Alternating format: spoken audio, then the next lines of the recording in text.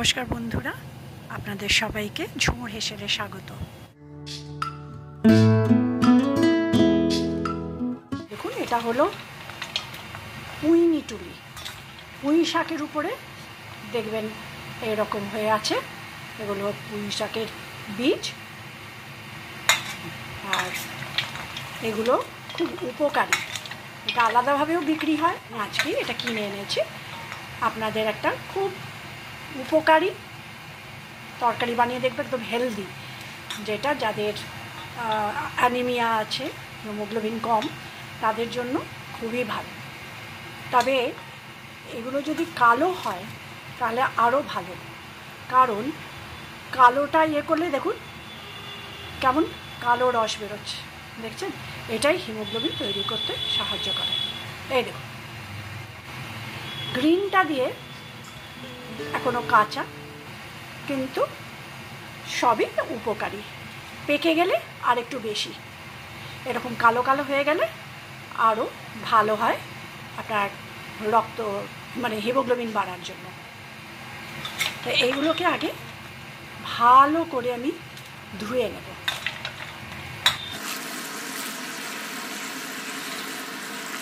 কলের তলায় দিয়ে ভালো করে এটা 2-3 বার করে ধুয়ে নেবেন, যাতে মাটি, কাদা ইত্যাদি না লেগে থাকে।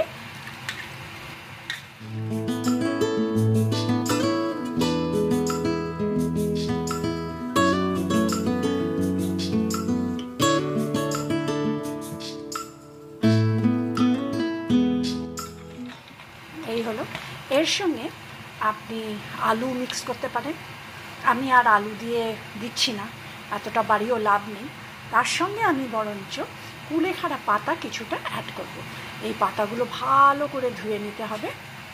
দেখুন, আমি ধুয়ে নিয়েছি। এবার বেশি দেবেন না, কয়েকটা পাতা কেটে কেটে এর মধ্যে দিয়ে দেবেন। কাঁটা না ফুটে যায়, একটু সাবধানে দেবেন। আমি বেশি আর দিইনি, যদিও আপনি আপনাদের পরিমাণ মতন দিতে পারেন, তাতে কোনো ক্ষতি হবে না, বরঞ্চ হিমোগ্লোবিন ফর্মেশনে আরও উপকারী। এবার আমি এটাকে সেদ্ধ করব প্রেশার কুকারে। আপনি কড়াইও করতে পারেন, কড়াইয়ে করলে একটু সময় বেশি নেয়, গ্যাসও বেশি পড়ে। প্রেশার নিয়ে সব দিয়ে দিলাম। এটা আপনি আলু দিয়ে, বেগুন দিয়ে, যেভাবে চচ্চড়ি মতন করেও খেতে পারেন। আমি একটু পুষ্টিকর মতন করছি। মধ্যে এই মোটামুটি এরকম জল দিয়ে দেবেন, 1 চামচ হলুদ। আমি রক সল্ট ব্যবহার করি, তো এই রক সল্ট 1 চামচ মতন দিয়ে দেবেন। মুখ বন্ধ করে আগুনে বসিয়ে দিতে হবে গ্যাসে। কড়াইয়ে তেল দিয়ে একটু বড়ি ভেজে নিচ্ছি।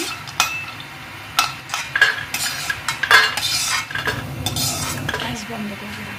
ভাজা বড়িগুলোকে এবার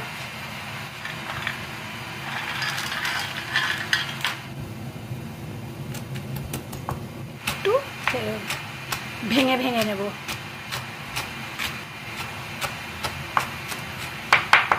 দেখুন, এরকম। আমি প্রায় 5টা সিজ দিয়েছি প্রেশারে। যতক্ষণ না পুরো প্রেশারটা বেরিয়ে যায় ততক্ষণ কিন্তু খুলবেন না। এই দেখুন,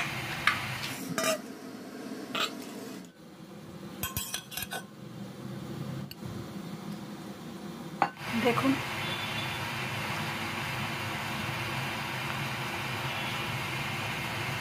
গরম সেদ্ধ হয়ে গেছে, খুব স্লিপ করে গেছে। এই দেখুন, ভালো সেদ্ধ হয়ে গেছে। 1 to 1.5 টিস্পুন 5 ফোড়ন।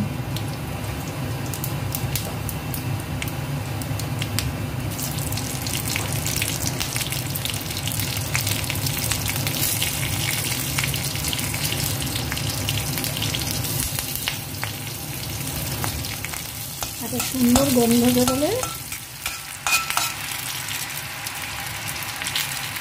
এইটা ঢেলে দেবেন।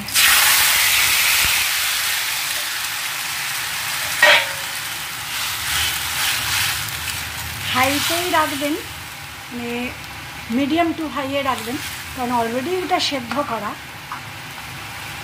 এটা আমি আগে নুন দিয়েছিলাম, তাই নুনটা একটু চেখে নেব।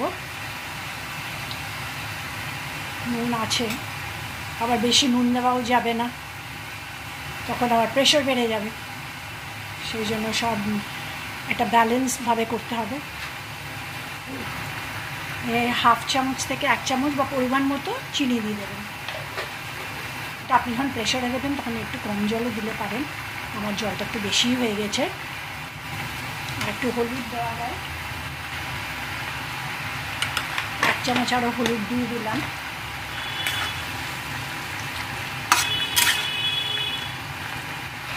এবার যে বড়িটা করেছিলাম ওই বড়িগুলো দিয়ে দিলাম।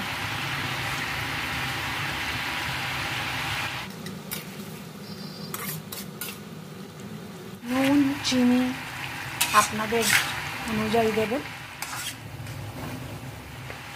একটু মাখো মাখো চাইলে অল্প ময়দা দিয়ে দেবেন, জলটাও টেনে নেবে। আর দেখুন আমার পুঁই শাকের মিটুলি একেবারে তৈরি, সার্ভ করার জন্য একদম রেডি। দেখুন দেখতে কত সুন্দর হয়েছে, খেতেও কিন্তু আরও দারুণ। আপনার যদি আমার এই রেসিপিটি ভালো লেগে থাকে তাহলে লাইক শেয়ার আর কমেন্ট করতে ভুলবেন না।